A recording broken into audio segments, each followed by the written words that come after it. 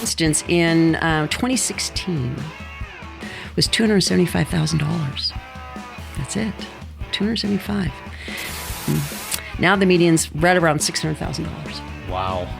So just in 10 years. Just in 10 years. There's a direct correlation of the more apartments that you build, the less family formation occurs. Welcome to Origin to Impact. This is where we talk with leaders in business, politics, and faith about those moments that shape them and the impact they're making today because of it. I'm Brad Kelly. Make sure that you like and subscribe. Now let's get started. Thank you for joining me, Mary Kay. Why don't you go ahead and introduce yourself? Great. Thank you. Thank you for asking me. I'm honored to be here. My name is Mary Kay Robinson, and I am a Realtor with Windermere Real Estate here in Whatcom County.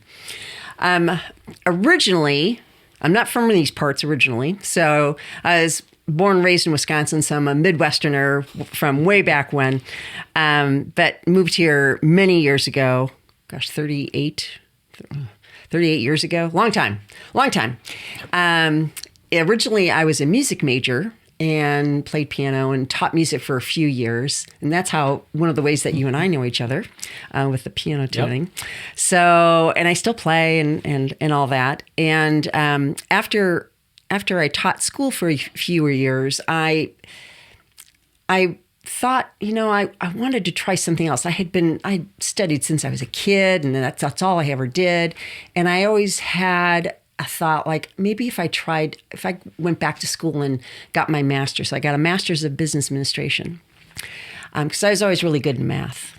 And actually, there's a very strong correlation between music and math. Well, it didn't correlate to me. I like counting money, but so that always math, I was always intrigued by that. So I thought, well, I'll go get my master's. I got my MBA, and I thought, if I don't like this, then I can always go back to teaching, and not a big deal. So got my master's, and then started in banking, actually. I originally started with Citibank because at the time we were living in upstate New York, and then came out here to the West Coast and worked for a couple of different banks. The longest tenure was with Washington Mutual, which is no more. Also worked with Horizon, which is no more. And finished up my banking career with Banner Bank. And at the time, I love my customers, love my staff. The industry itself was changing. I did a lot of lending, a lot of first-time home buyer. I taught first-time home buyer classes. So I was very much focused on the affordable housing, the mortgages, and really enabling people to, fulfill the American dream, buy their own home. Mm-hmm. Did that.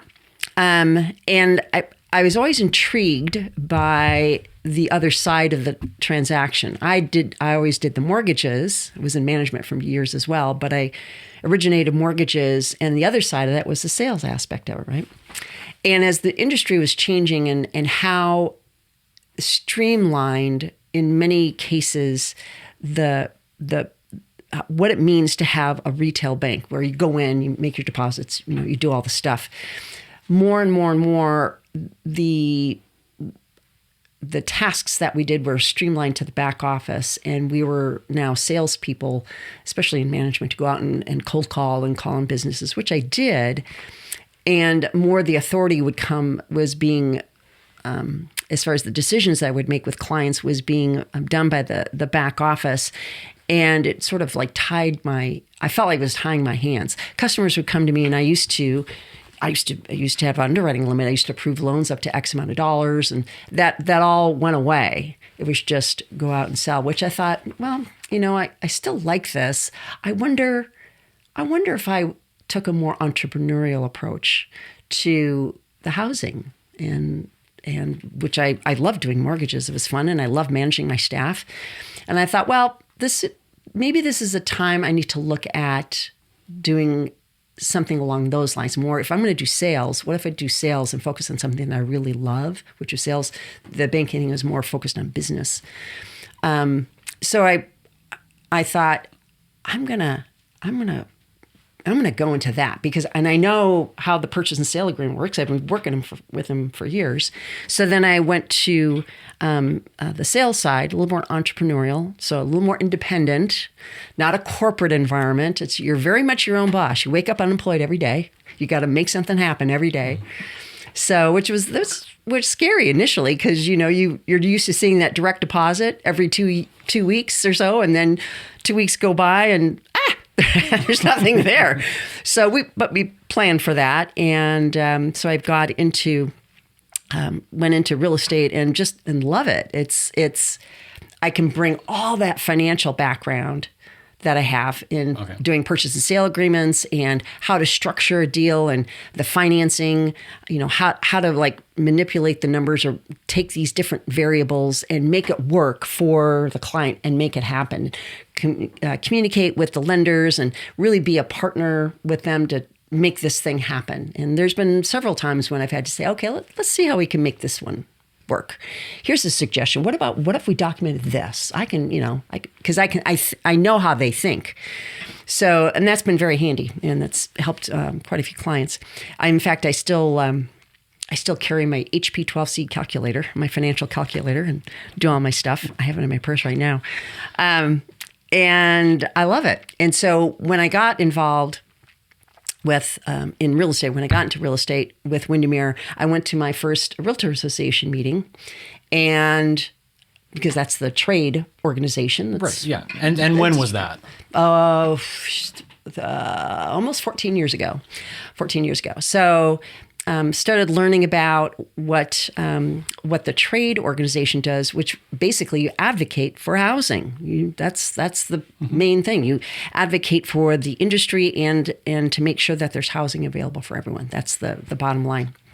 And one of the folks that I got to know really well quickly was the government affairs director, Perry Eskridge, whom you know, and he made me realize that a lot of what happens from the housing standpoint, it's all land use. And land use is overseen by local governments, both city and county. And his favorite line is, if you're in real estate, you're in politics, because it's all about land use. That's primarily what local governments do, is they decide where do stores go? Where do houses go? Where do factories go? Where are these things? And they have to manage, where all that goes, and then the resources that support that. So fire, police, transportation, all the biggies. You got to manage all that stuff. So the more I learned, the more I listened to what was going on and heard how things were going on. Now things started to click. And then I started getting involved in our government affairs committee. I actually ran for office at one point because, which you probably remember too. Oh, I remember that. About 10 years ago, almost 10 years ago now, because I was concerned about what kinds of opportunities we were providing for the next generation as far as housing. And at that time, what inspired me to run was the Hirst decision, where essentially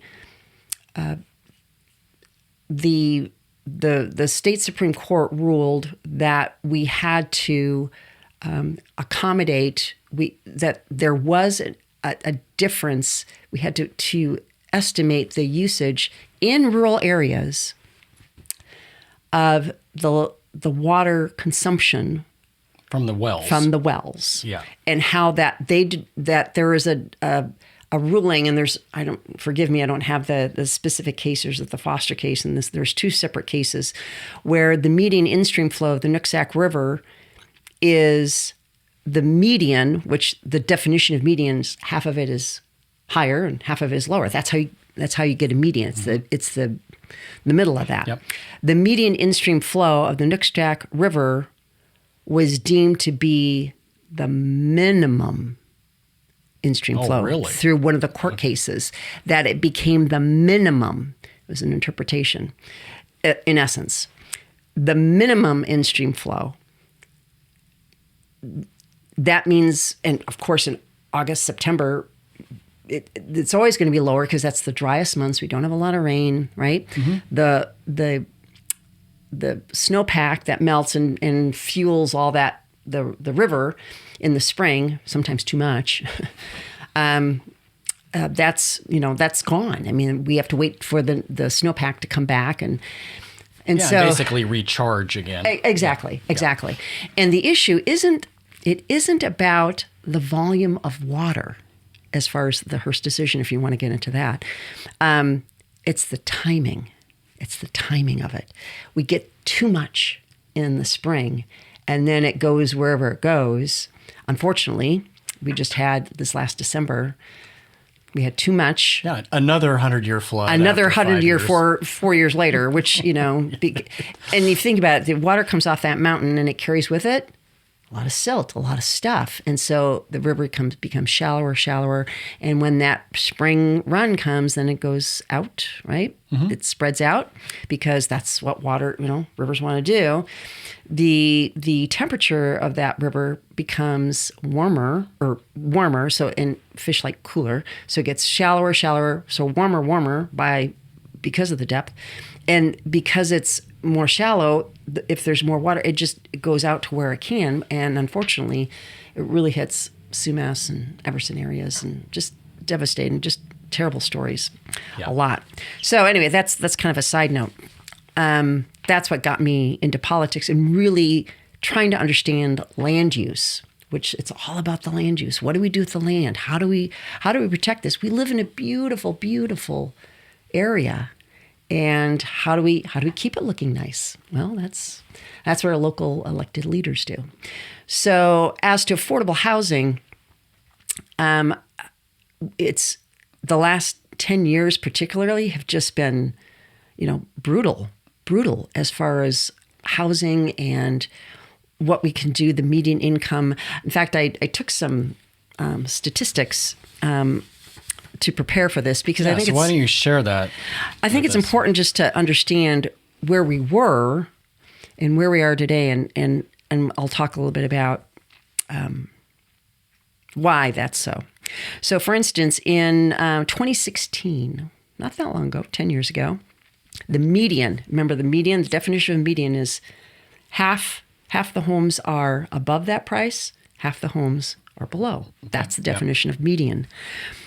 The median for Whatcom County, both homes and condos, because condos are still considered, single-family residences, was $275,000. That's it, $275,000. And that was the median. Now the median today now the median's right around $600,000. Wow. So just in 10 years. Just in 10 years. And what I think is really interesting, if you look at the housing price, so the median income, now this is also really interesting too. The median income in 2016 is a little over $69,000. The median income that they're using now is just under $81,000.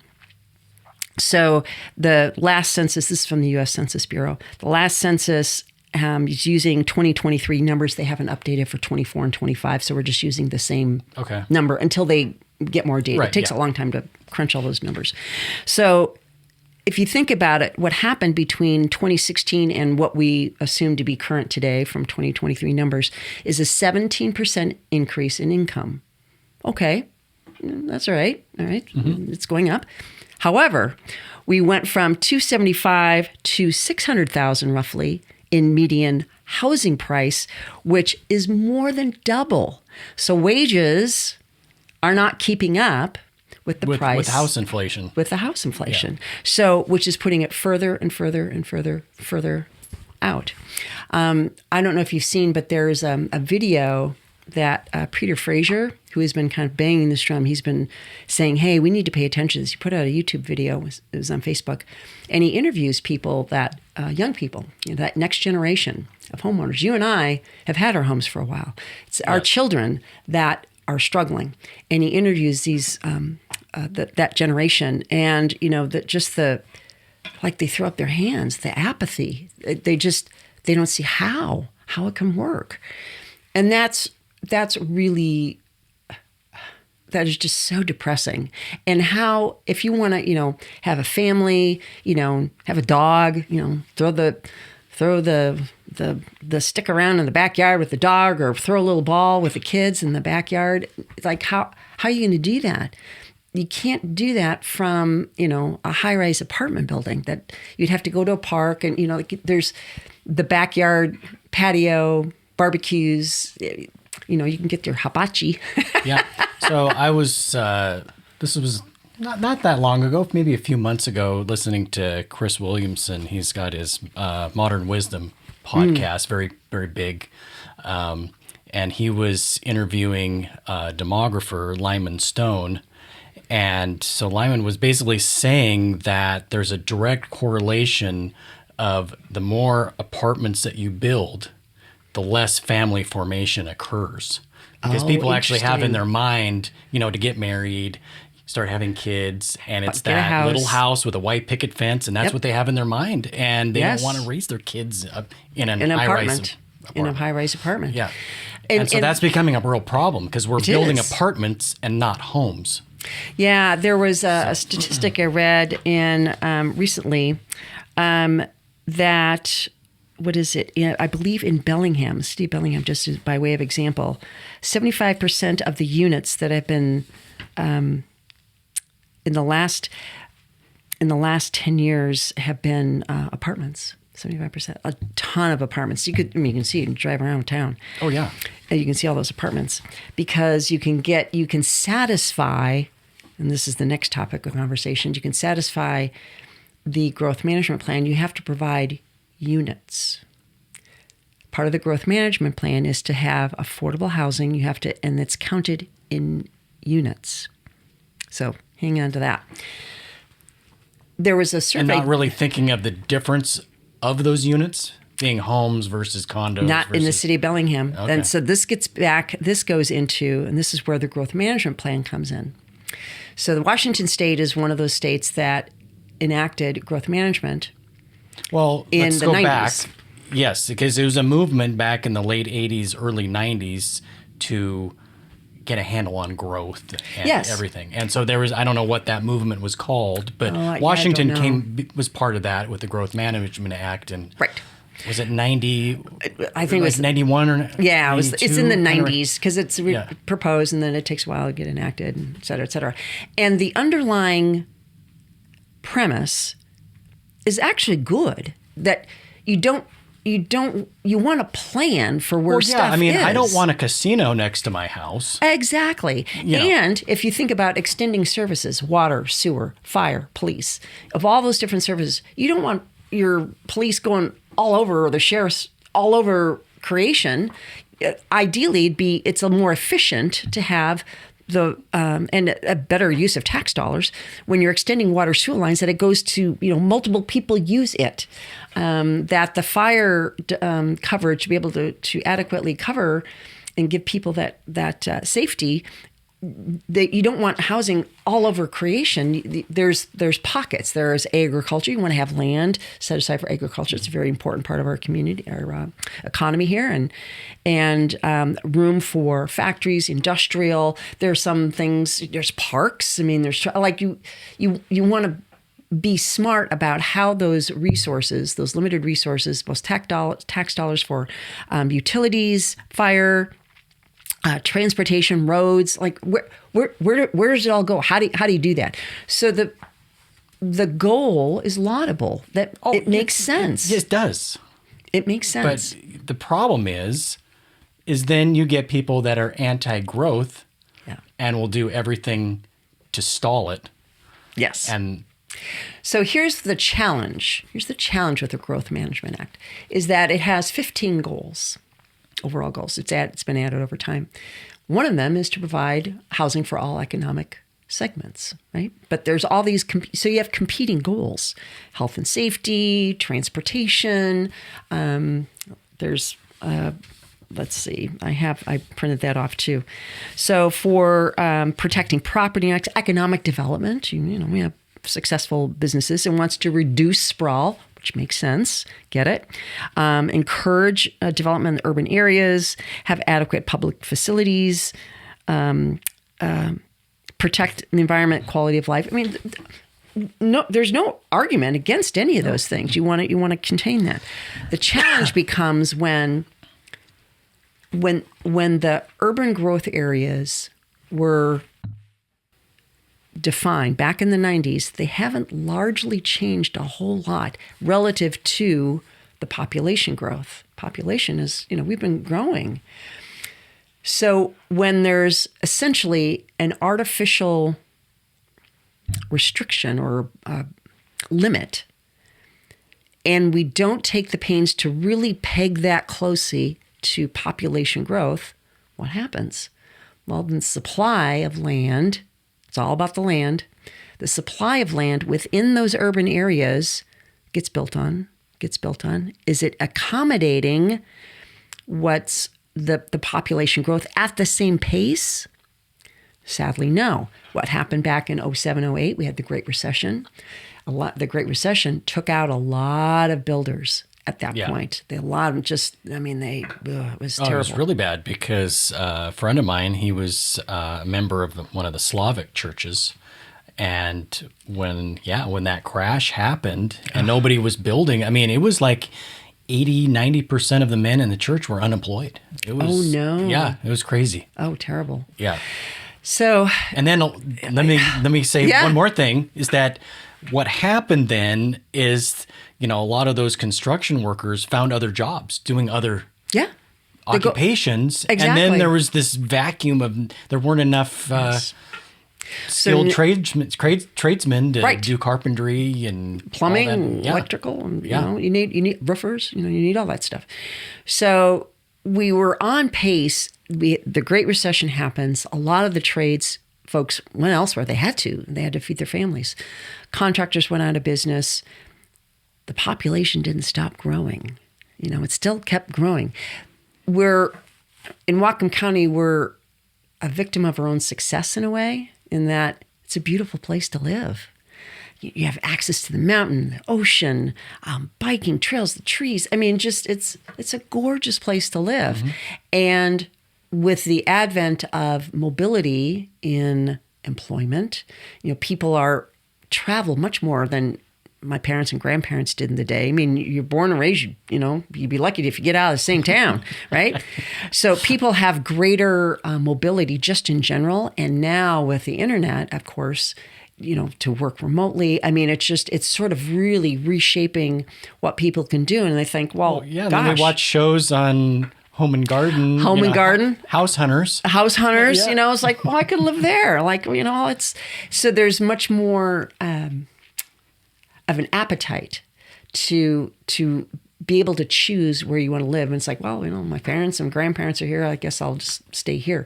So, I mean, that's been a shift, a cultural shift for people to have greater say in where they choose to live. Now, then with with COVID coming on, then, there was a lot of, everybody had to work remote, business was shut down, all that kind of stuff. And a lot of people, especially in the Seattle area. And then mortgage rates plummeted. Mortgage rates were like a little over 3%. Yeah. I mean, there's like, and I mean, I have a 3% mortgage and it's like, I refinanced. And so it was really great. And that was starting to put some pressure on prices because it was so cheap to finance. You got to buy something. It was like free money. Yeah, you might as well. And then with the advent of remote work, now we have this other influence of people that thinking, if I'm going to work remote, why should I commute an hour in crummy traffic? I hate it. I can just do the same thing here and save myself 2 hours a day. Think of the quality of life difference that would be. So now you have that influence. So now the old way of planning, where you have the steady population growth, and we plan for this and we build here and there, combined with a growth management act that it tends to be more reactive than proactive as far as planning. You're supposed to make these 20-year plans, but as far as getting to those numbers and then tweaking them along the way is not easy. And it's a very cumbersome process. So now you've got with the land supply, you've essentially curtained off this land supply for urban growth, as it were. You've got the attractiveness of the beauty of our area, which is very, very, enticing. The upward mobility from certain workers, that income. So now you're increasing the demand, right? The demand, people are becoming aware of, like through house hunters, like, oh, this is a great place. You're increasing demand because people have money. It's like, I can live anywhere. I'm going to go live there. This is cheaper than where I was. I can buy a better house there, work remote. Life is good. I'll have a little smaller town. You've got those factors then pulling at and skewing the market, which was normally just kind of plodding along as the same way. Now that in demand is increasing, if you remember Economics 101, supply demand, right? When demand goes up, but the supply is kind of like hasn't caught up, then we had the Great Recession, of course, and we're still playing catch up from that. In the Great Recession, then the only equalizer in a supply demand thing is price. So if demand is up here and prices are down here, but they've got the money, they've got the capital to do that, all of a sudden those that equalizer, in order to equalize that out, boom, prices go up like this. Yeah.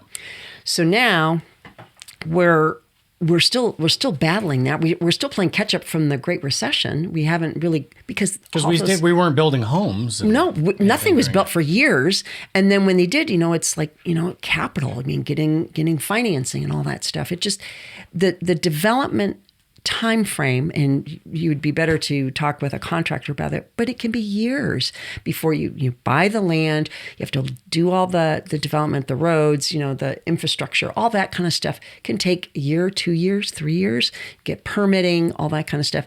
And we haven't even talked about the cost of permitting now, which is like $35,000 to $50,000 depending on what you do and what you have to do.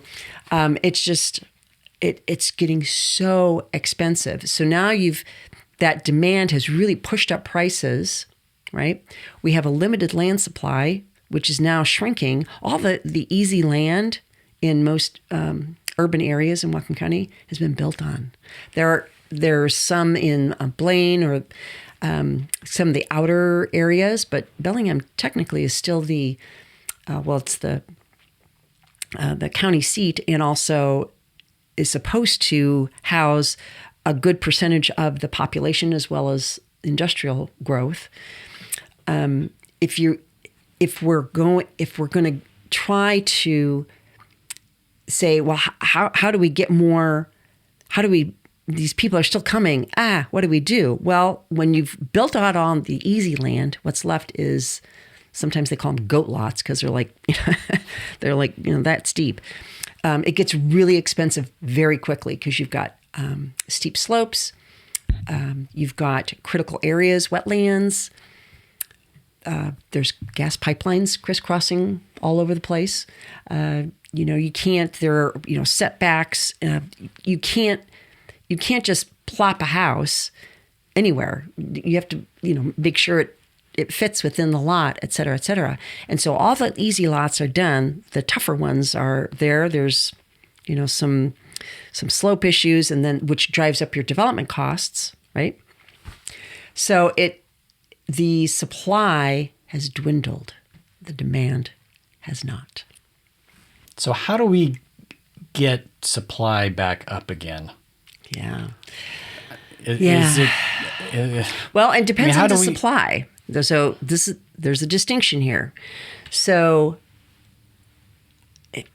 the growth management plan requires units.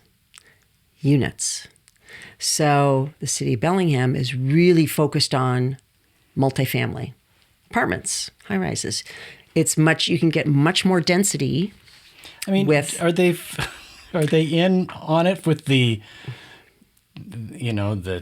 landlords? I mean, do they want like a whole class of renters? I mean, well, good question. So historically, and this has shifted in the last few years, if you tried to rent an apartment in Bellingham, the vacancy rate was like 1-2%. It was really low. It was a scramble. I mean, in the summer, college students would be scrambling to get an apartment. Because of the outgrowth of the recession, there just wasn't enough units, and there were more and more students. I mean, Western's like 15,000 now. Yeah, something crazy. Crazy. And they haven't built any more dorms. Where do all the students go? They rent. Well, they built dorms, but they tore old ones down and just rebuilt it again. Yeah. Because it was cheaper to do that, but they haven't really added on. They haven't added. Yeah. So now you've got that increasing Western population, which increases the rent demand in Bellingham. A balanced, what's considered a balanced market is 5% vacancy rate. Kind of normal turnover, that kind of thing. We were at 1% to 2%. Now we're like 3-4%. So we did need apartments because of the number of students that we have. And so we needed those. But according to a survey to the National Association of Realtors, it was like 3-4 years ago, something like that. The preference, they did a survey. What's your preferred style of home? Roughly 2/3 of the respondents to a national survey said they wanted a single family home. So now you've got this conundrum. So you've got elected leaders who are trying to fulfill the mandate of the Growth Management Act and put so many units online. The easiest way to do that is apartments. You don't have to deal with messy annexation things. You just go up. Yeah, they can quick check a box, but that's and not you can solving check that problems. box. Yeah. No. And so what happens then is people who, want to form a household, get a dog, do all the stuff, have barbecues in the backyard, that kind of thing. They're not necessarily interested in high-rise living, or maybe it's an extended family. It's becoming more and more common as our parents age to have mom or dad come live with us. How do you accommodate that? How do you do that? Multi-generational living. It's much more difficult when you've got an apartment. And here's the other thing: the apartments that are being built. And I won't go into the technical reasons, but the majority of those apartments are studios, 1 and 2 bedrooms. So they're small apartments because you can get more in, right? Mm-hmm. There's very few 3-bedroom apartments. Interesting story. When I was in last summer, we did a river cruise and went through Austria, and it was fabulous. And we had a tour guide, and I asked them, I said, there's these big, beautiful apartment buildings, they're classic. You can see those, and the cities are bustling, and it's really cool. And I said, so what do people do in Austria what if they want to buy a house? Like, you have these beautiful apartment buildings. It's very handy. It's very convenient. You want to get around town. But if you've got kids and how do you do that? I mean, you need more space than that. She goes, oh, they have 3 and 4 bedroom apartments. I mean, they just do. And I said, oh, okay. Well, that can get spendy, I suppose. What if they want to buy a house? He said, well, then you go out to the country, like a country home, like a second home, a vacation home. And I said, well, so people live in the apartment. She goes, well, like 30-40% of the apartments are subsidized, which allows a high percentage are subsidized. I said, well, then what is the tax basis for, because it has come from something, and then the taxes are 40-50%. I mean, they start to get up there because that's how you do that. That's one model. That is one model as far as accommodating housing. Build bigger apartments and subsidize them all. That would mean our taxes that would have to come up. Yeah, somebody has to pay for that. Somebody has to pay for that. So that is one business model. That is that Vienna made a commitment to have that. It requires a much higher tax base and subsidized housing. The other thing that does, though, is it perpetuates a legacy of renters. There's no wealth creation. So keep that in mind. So if I get this great deal, and I've got this subsidized apartment. Yay, I've got a 3-bedroom. I got plenty of space. The park is not too far away, and great. My payment's reasonable. That's great, but you're always paying rent. You're not building any wealth. You're building a perpetual renter populace. There is no generational wealth to pass on to the next generation. So, except for the landowner. The land. Yeah. Well, there's no, you don't like, there's not like a part of Vienna that, oh, I'm going to build a house here. Like there's very little opportunity that whatever is built is built. Whatever's done is done. So it's whatever we have to decide as a community what we want. What do we want our community to look like? Should it be? Should the next generation have the opportunity to own a home, build equity, build that generational wealth, which they can pass on to the next generation? What that means, though, is we have to be creative in our housing types, right? So, like, for instance, my first home was a condo. It was affordable. It was a 3-bedroom condo. So you can get more in, and I didn't want necessarily a lot of yard work, right? Then when we started having kids, then we wanted to buy a house. So a condo or a townhome is oftentimes what we call the first rung of the ladder as far as home ownership is concerned. It's typically less money. It's more affordable. You can start building some wealth and then go on to purchase a home if you wish. However, most of the multifamily that you see, particularly in Bellingham, are all apartments. They're not condos. Why? Gosh, 10, 15 years ago now? Yeah, why are they apartments and not condos? Good question. So about the time frame, I'm sure about time frame, like between 10 15 years ago, there were some lawyers from the Seattle area that looked at the condo liability. Like most condos have a board made up of owners, right? You get together, set the dues, and here are the bills. Right. This is what we got to do. So apparently there was a legal question, and this set of lawyers would go to each of these homeowners associations up and down the I-5 corridor and say, hey, we had an inspection done on your complex. There are these, here are the defects that we see. You, as individual board members, are personally liable if you don't address these things. You need to take care of it. So, for instance, if there's a crack, who has the time to do that? Well, it's just crazy. And so the homeowners would sue the builder, right? Because it's like, oh my God, we could be liable for this stuff. And so, like, for instance, a crack along a windowsill, this inspection company, the lawyers would say, well, then you have to tear down this whole side, replace the window, blah, blah, blah, blah, blah. Which, if you can imagine from a development standpoint, most contractors go, well, who wants to take that? Who wants to be sued? Every complex was sued and the builder was sued. So put a chill on contractors to build condos. Why? Who wants to be sued? Banks wouldn't finance it because of, so condo building just stopped. Took away a vital piece, that first rung of the ladder, the housing ladder, took that away. I mean, did these lawyers see dollar signs and of course. Of course. And I'm sure there were some legitimate bad actors, as far as a bad contractor who, the building was falling apart or whatever. But it was anything. And for instance, here's an example. So in statute, they say, well, if there's a defect, you could be liable, right? Then you have to fix that. Defect was not defined in statute. Not defined. So if there's a bad tape job and there's a little crack in the wall, is that a defect or is that a bad tape job? So part of that. So for instance, one of the reasons that I'm so involved with Whatcom County Association of Realtors and now the Washington Realtors on the state level, because there's a state law,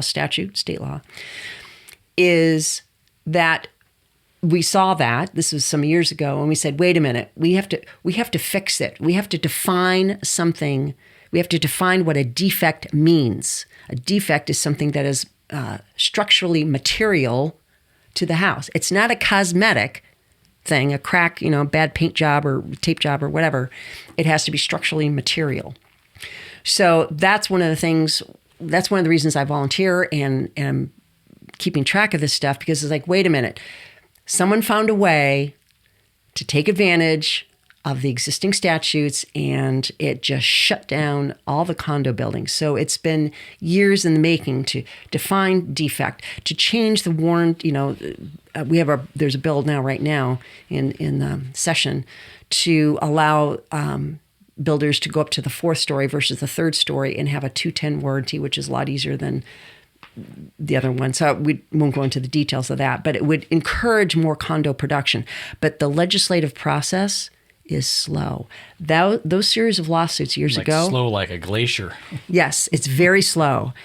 But we need a gazillion of them. We need a gazillion condos and townhomes. And just being creative with housing types. Accessory dwelling units, like having that as a lot splitting. That was passed last year. So to allow someone who has a big lot, a half-acre lot, maybe they want to put a accessory dwelling unit in the back half of the lot, and they have alley access, super easy to do. Many families like to have that for, again, multi-generational living. What the lot splitting bill did was now they can legally split off that lot, and they could sell that accessory dwelling unit. It's typically smaller footprint, so it'd be a smaller price, right? Mm-hmm. So again, it adds housing supply, but we ain't going to get there by having some ADUs. But that's just a recent thing, right? That just happened like last year. People have been wanting that for years. Yeah, so we finally, but do you see how long it takes? So the elected leaders, it's unless there's bold, courageous decision-making on the part of our elected leaders to say, we need to do this now, we're stuck playing catch-up. Part of that is to revisit the boundaries for the urban growth areas. Keep in mind, this is the other conundrum with the Growth Management Act. Part of the charge with the Growth Management Act, you have to plan. You have to plan for the housing, plan, infrastructure, all this stuff, right? Part of that planning is municipalities, counties were supposed to set aside funds for capital facilities, water, sewer, that kind of stuff. It's very expensive. Water sewer lines are expensive. Mm-hmm. And I have yet to hear an elected leader say, run for office, and their platform is, I'm going to put in a sewer line. It's not a winning campaign. Not winning. So what happens is that that guy's full of crap. Bada boom. So what happens though is then you're supposed to plan and set money aside for that. Well, budgets, we'll do it next year. We'll do it next year. Then you get to the end of the cycle, the 20-year planning cycle, and you don't have any capital facilities funds set aside. Now the bill is due. I think the last I saw, in order to develop the U Street area in Bellingham, I think it was $70 million or something, just for the water and sewer, and that's not enough flow because of the fire station there. I mean, it's just the numbers just explode. And so how do you pay for that without raising taxes? What politician, what elected leader wants to stand up? I'm going to raise taxes so we can put in a sewer line so we can put more homes. I mean, is it because these leaders just wait for, somebody else to do it in the future? Is that? That's a good question. So the Growth Management Act says you're supposed to do all that. However, there's no accountability in it. What if you don't plan accordingly? What if you don't have the number of units? What happens? Yeah, what does happen? Nothing? Nothing. Now they're trying to put more teeth in it now, but the horse has already left the barn. So what if a city said, "Screw the Growth Management Act. We're just going to start building homes, and we're going to." You get sued in court because have you done the critical areas review? Is this damaging the environment? What's the environmental impact? So if you don't do anything, then it doesn't matter. But if you actually do. Then you get sued. It's crazy. So that's why, and unfortunately, I think it's one of those things where it has to get worse before it gets better, which is why you're seeing all the growth you're seeing out in Everson, Blaine, lots of new homes. Land is much cheaper there. They have some available land to do that. And so families are doing this. Like, well, it's only a half-hour commute. If my job's in Bellingham, I'll go to Blaine. Everson, it's maybe 40 minutes. That's not bad. I can do that. I'll listen to a podcast. I'll listen to your podcast. I'll listen to the Brad Kelly podcast. Origin to Impact. So people are doing that more and more and more. You're seeing that more new construction out in those areas. But then the flip side of that is, okay, we're getting housing in our county, but then you're increasing traffic. You're increasing, environmental degradation because you're having more, emissions. And it's counter to the environmental goals of the Growth Management Act. So you can, ideally you're supposed to work, live, and play in the same area, not, play home here and then work is way over here. Mm-hmm. That's not the goal of the Growth Management Act. So, but because of the Growth Management Act, it's caused that problem. In essence, because of the restriction, and people want a home. They don't want to live in a, 2 floors up in an apartment. They want to have it, maybe have some chickens or, fresh eggs. People want what they want. The NAR, the National Association of Realtors survey, what is the housing preference? Most people, the majority of people want a house. They want some space. They want a little, privacy. They want to, turn up the radio or play, music a little louder, not have the neighbor hear the neighbors. Home.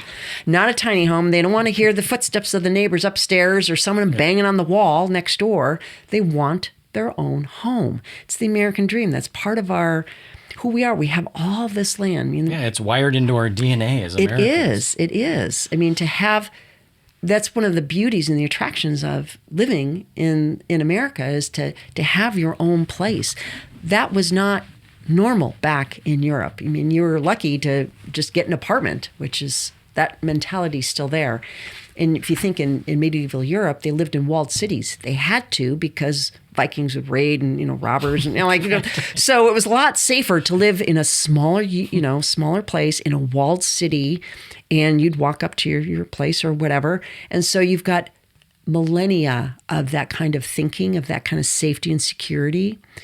There's no, it's not, you don't have a lot of suburbs. And then those that were not keen on that came to America. So, yeah, exactly. So they came here like, oh my gosh, all this land, that we have, our folk songs are all about land, the land, this land is your land, this land is my land. Don't fence me in, baby. Yeah, all that stuff. Yeah. So that's what people want. And so now we're coming to the point where, what's it going to take?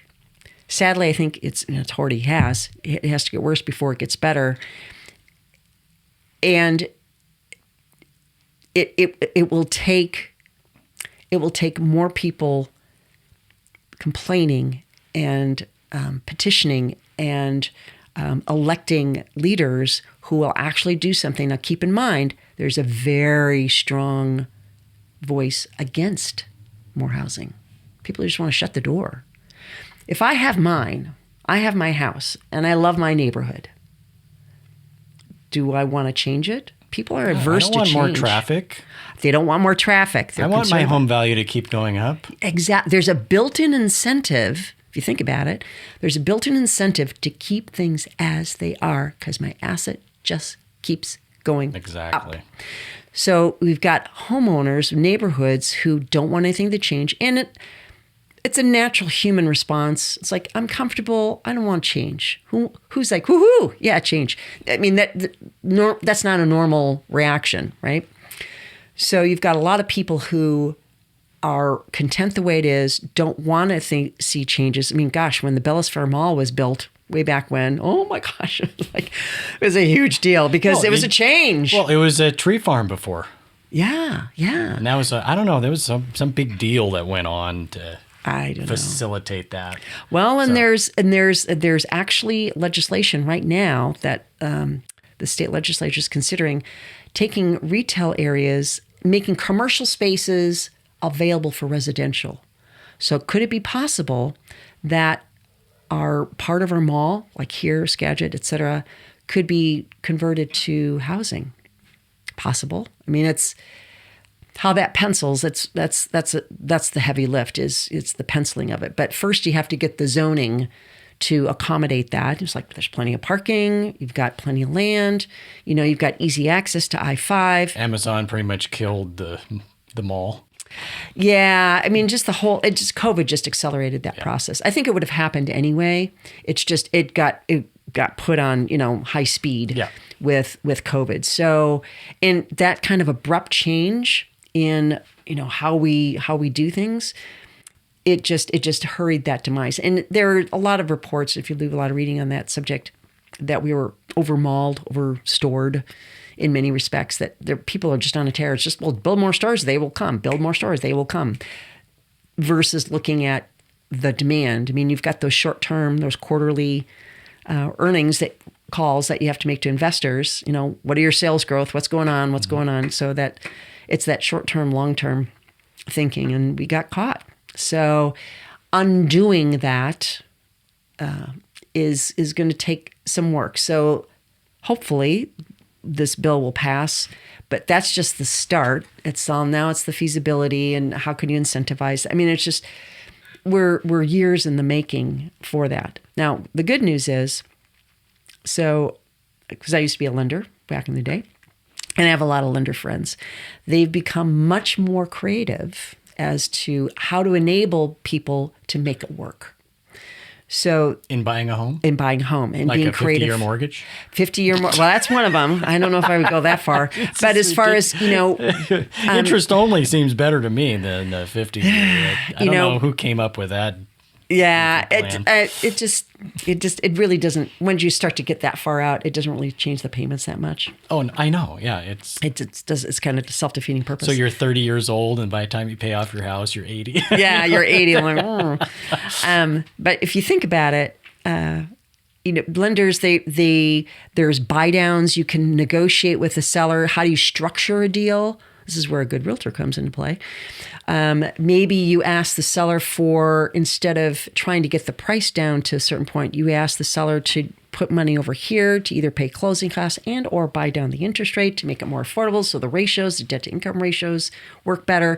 And there's all sorts of levers that can be tweaked, all those variables. It's not just this, silo, here's the mortgage, this is the payment, that's it. There's lots of different aspects to a purchase and sale agreement for any kind of housing that you can play with those numbers. That's what I find really interesting to me. So I'll say, well, we could do this, we could ask them this, but what's the sweet spot? Maybe if we can get a point or two off, that would drop the payments here. That means you could afford more here. Like there's different ways that you can accommodate that. So number one, as far as hope, what is there hope? Have a good realtor and, have a good lender that can talk about the options.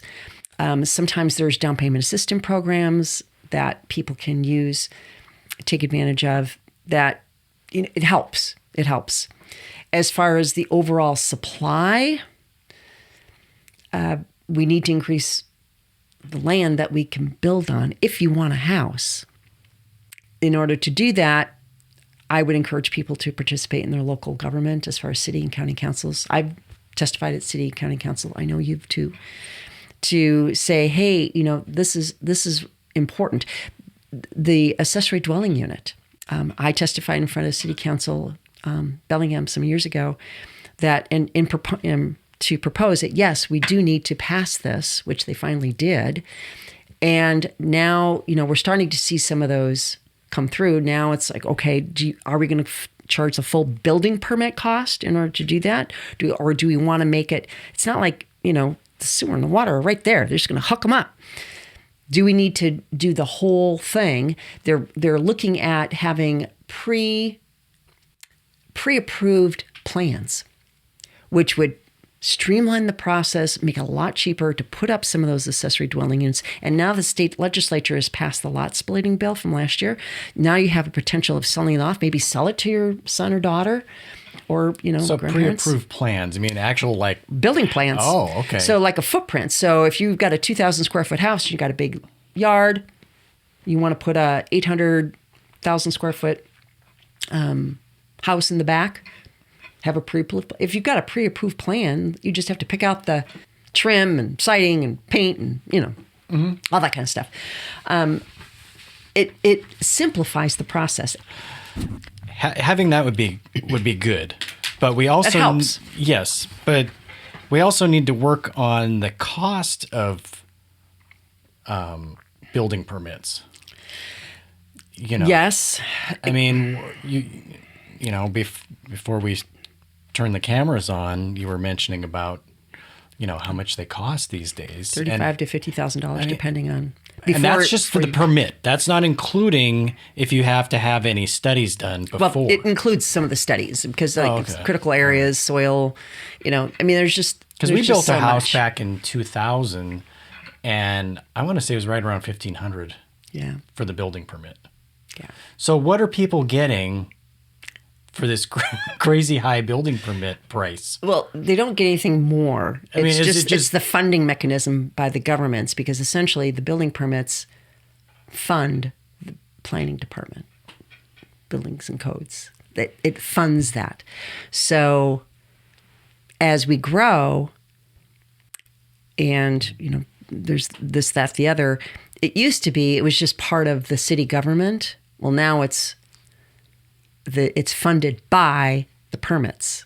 So it's funded by the permits. It's supposed to carry itself. So impact fees, essentially, it's like the impact fee. If we got ours, if you're going to come here and build, the part of the permits are impact fees for parks, schools, all that kind of stuff. So if you were already here and bought a house, you didn't have to pay. Say you bought an existing home, you just buy the home, right? Now, if you buy a brand new home, what's built into that price are the impact fees, because they're looking at, well, gee, we want you to shoulder your share of the fact that we may need to build a new school.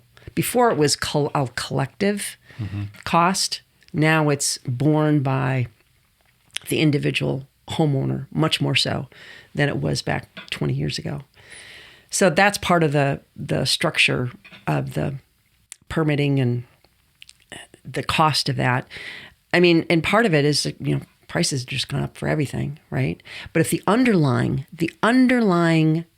land, you used to be able to get a lot for, I don't know, under $100,000, easy, $50,000, something like that.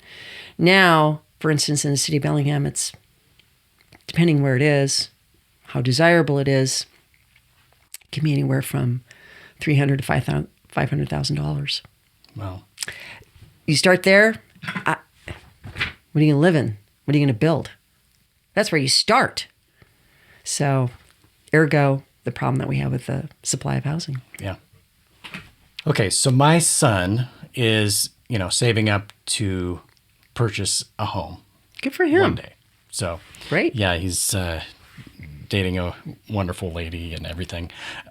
So what kind of advice would you give him on having a game plan on getting into being a homeowner? Because like you were mentioning, that's the way to build wealth. Yes. Is home ownership. Is home ownership. Yeah. There's a couple things you can do. Great, saving money, be industrious, have a second, a side job, be proactive about accumulating the capital that you need in order to buy a home, right? There's a couple different ways you can go, depending on your skill set, or maybe you want to acquire that skill set. One way for someone to buy or to get in is to buy something that needs some loving, needs some help. Maybe cosmetically it's not very pretty. Maybe it needs a little bit of work. So if you have those skills to, I can certainly do a paintbrush, but if you have some carpentry skills, or if you have family, friends that can help you out with some things, maybe barter back and forth to kind of help each other out. Mm-hmm. That's a great way to do it, to build that sweat equity, of course. That's the term that's used. So fix it up, hunt for bargains on replacing that carpeting, or here's a remnant for this slab. I'm going to replace the countertop here. I found this sink I found this new refrigerator. It's a scratch and dent. It's on the side. You don't even see the dent on the side of the fridge. There's all sorts of different ways that you can improve that property, build that equity in that home. So that's one. So You just reminded me. I'll tell you this story. So with my first home, at the time I was a finish carpenter. So I was, there you go. working on a lot of those apartment complexes that were over by Western and everything. And so the home that I purchased, was kind of off of Alabama and Alabama Street. And so it was just a dump. I mean, Yep. It's crazy what that home is worth now, and it doesn't look like it's really changed a whole lot since when I moved out.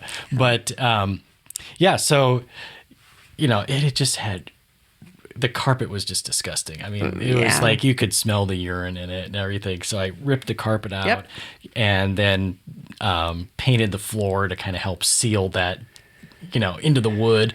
But yeah, I would gather carpet scraps that the carpet layers would throw in the dumpster, and they were decent sized. And so, our first home, it had carpet scraps all over it. I'd use a stapler to staple it down. And we lived on that for a few years and then got it all replaced to then move like a couple months later after we sold it. But that's what you do. I traded part of roofing with the neighbor who's a roofer, and I worked on put his countertops in and stuff. Exactly. And, so there's ways to be creative. And if you don't have those skills, maybe, buddy up with someone who can teach you some of those skills. Or if you're just, I can edge paint like nobody's business. I can make it the cleanest line. Trade skills, or have someone teach you, or work alongside if you have a family member. Oftentimes people have family members that are in some trade and they can advise and help. So that's a great way to do it. Another way would be, to start small, maybe start with that condo, something that's a little bit, it's a smaller price point up front. So you can start building that and, look for those opportunities, even in like a small condo where you can put some fresh paint, be judicious about the improvements that you do, because you want to be careful not to over improve. You want to update and freshen and make it just really, really nice. LVP flooring is really hot now versus doing hardwood or carpet. That can be a lot of a do-it-yourself kind of thing with the LVP, luxury vinyl plank. And it looks really sharp and, gosh, a little, with update trim. I mean, some very lower cost items can really update a place. And then you're paying your mortgage, you're paying down the balance on that mortgage. And then you've made the improvements that you can using the skills and yourself and others. And in a generally gradually increasing market, which is everybody can handle that. When it was the go a few years ago, it was just exhausting and just so frustrating for so many people. I welcome a normal market with gradual appreciation, just like stocks or bonds, anything like that. Then you can, in a few years, then take that equity, you've paid down the balance of that mortgage, you've increased the value by updating some things. Now you can take some of that and put it towards the next place. And it's just a gradual thing.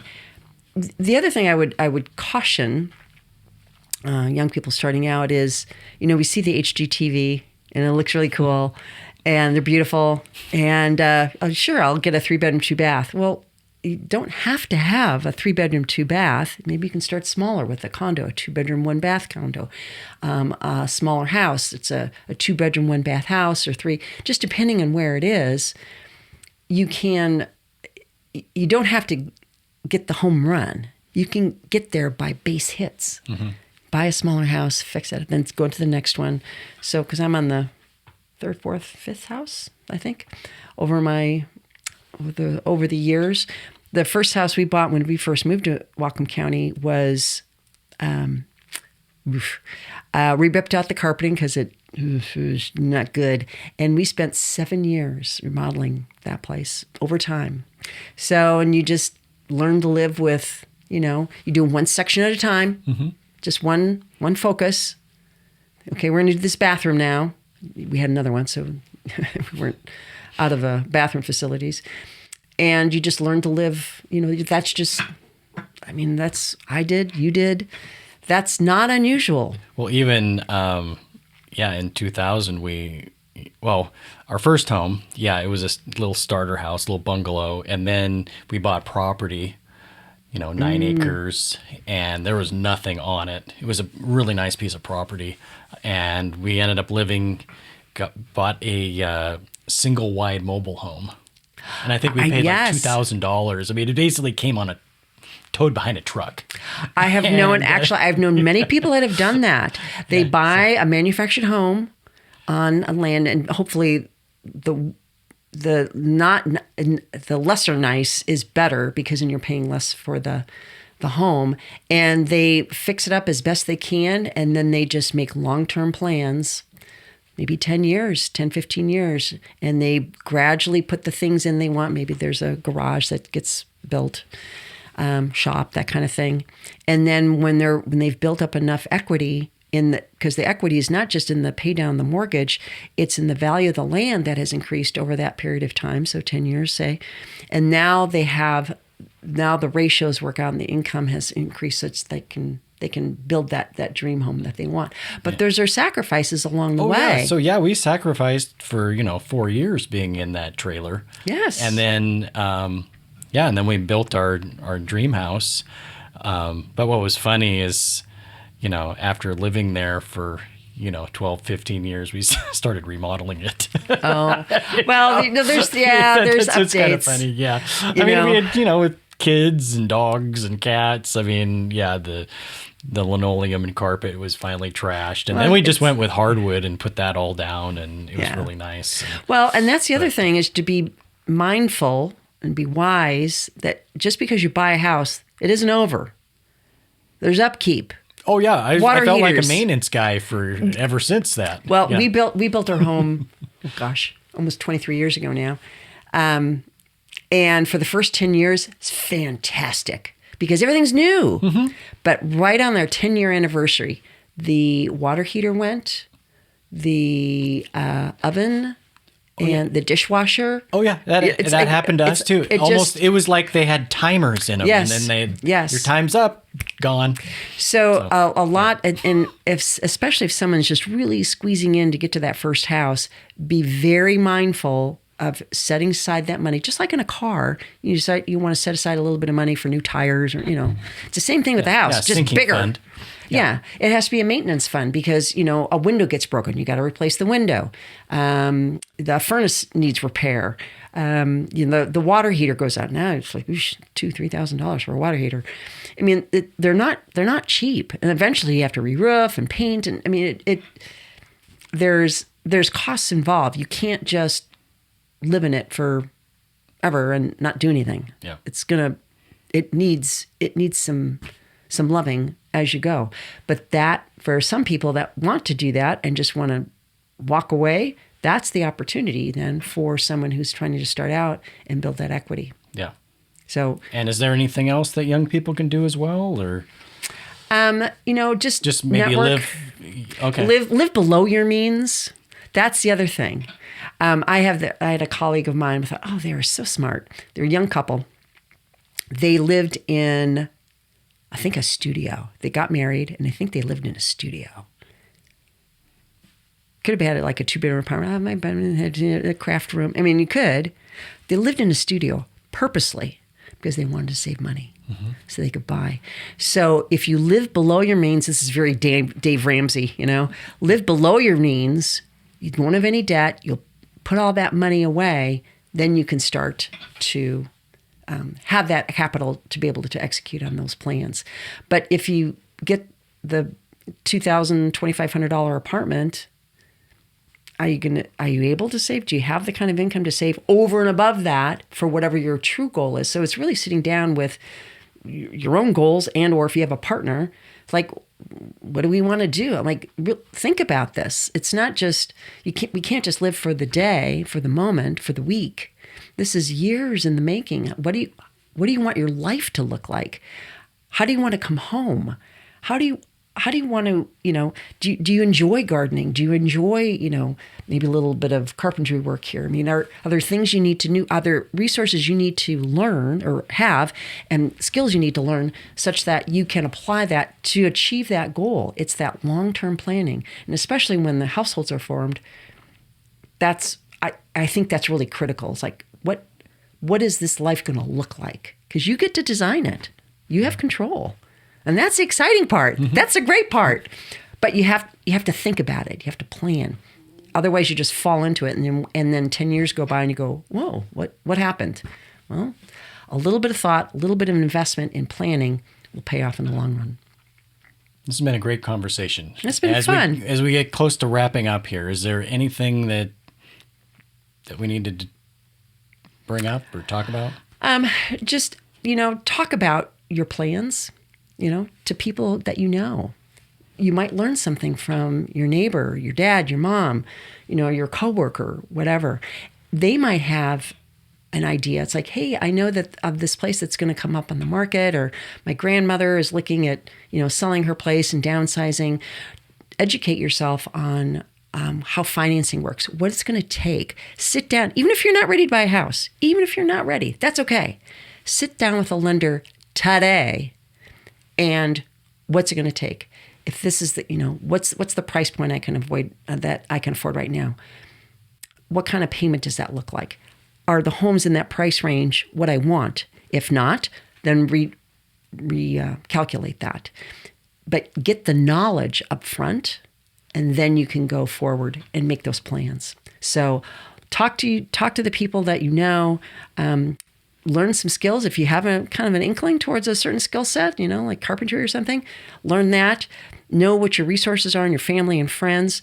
Get educated on what's going to take to buy a home, primarily a lender. The lenders would be happy to educate you along the way and at least get you started on that path. Then you can make a plan. Once you have the plan, all you have to do is execute. Perfect. So how can people reach out to you? Oh, me. Well, I work at Windermere. My telephone number is 360-303-1911. It's all over the place. So I'd be happy to talk to anyone. I used to teach first-time homebuyer classes for years. And, it's a soft spot in my heart because I believe everybody's, can have the American dream. That's what we're all about. And I think it makes for stable communities. It makes for stronger communities. And you can see that coalescing when tragedy strikes, like in Sumas, sadly, Everson, people come together. That's what communities are about. Yeah. And that's what makes life worth living. Yeah. Well, thanks for joining me today, Mary Thank Kay. you. Thanks for inviting. Appreciate it. Yeah. This is a great conversation. Good. I hope this helps. Yeah. Well, that's a wrap here on Origin to Impact. And I hope you enjoyed this episode. And just remember, your life matters, and you can make an impact today, no matter how small. Peace. Very good. There you go. Thank you.